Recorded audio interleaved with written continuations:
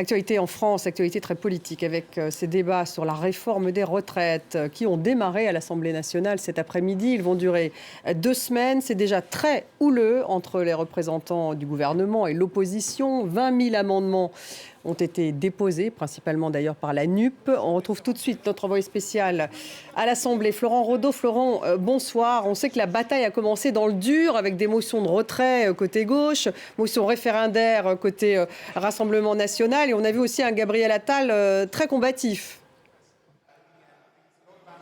Absolument, Stéphanie, bonsoir à toutes et tous. On s'y attendait, c'est désormais officiel. Les débats qui sont extrêmement houleux ici à l'Assemblée nationale en témoignent. C'est 40 minutes entre 16h et 16h40, préalable à l'examen du texte en soi. Ce qui cristallisait la colère des nombreuses oppositions, eh bien, ce sont ces motions référendaires. 2 avaient été déposées, une par la NUP, une par le Rassemblement national. C'est tout à fait inédit sous la Ve République et c'est donc un tirage au sort qui a déterminé la motion du Rassemblement national comme celle qui allait être débattue.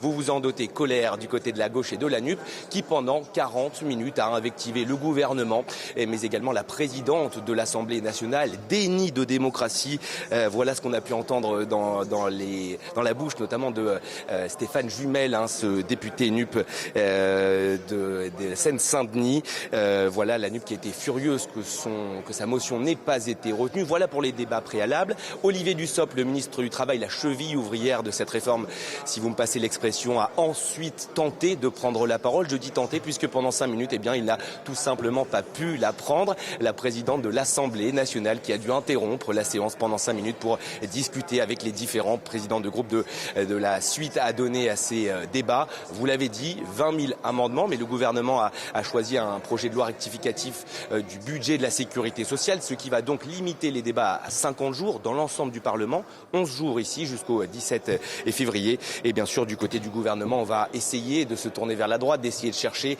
une vingtaine de voix des Républicains, un groupe qui en compte 62 pour rappel, avec les 250 députés de Renaissance et apparentés et les 40 des Républicains, ça ferait 290. C'est le chiffre magique ici pour faire passer cette réforme des retraites. On rappelle le fond de la réforme, faire passer l'âge légal de départ à la retraite de 62 à 64 ans pour équilibrer les comptes à l'horizon 2030. Gabriel Attal l'a dit, c'est la réforme ou la faillite. Il a mis les groupes d'opposition devant leurs responsabilités en évoquant notamment un déficit de 150 milliards d'euros à terme. Les lignes qui commencent peut-être à bouger. Olivier Dussopt l'a dit, il est prêt à adapter le dispositif carrière longue à tous ceux qui ont commencé à travailler avant 18 ans. Mais du côté LR, on veut qu'il soit étendu à ceux qui ont commencé à travailler avant 21 ans. Vous voyez, les lignes ne sont pas très éloignées. Les débats vont bien sûr se poursuivre dans les prochaines semaines et les prochains jours ici à l'Assemblée à Paris.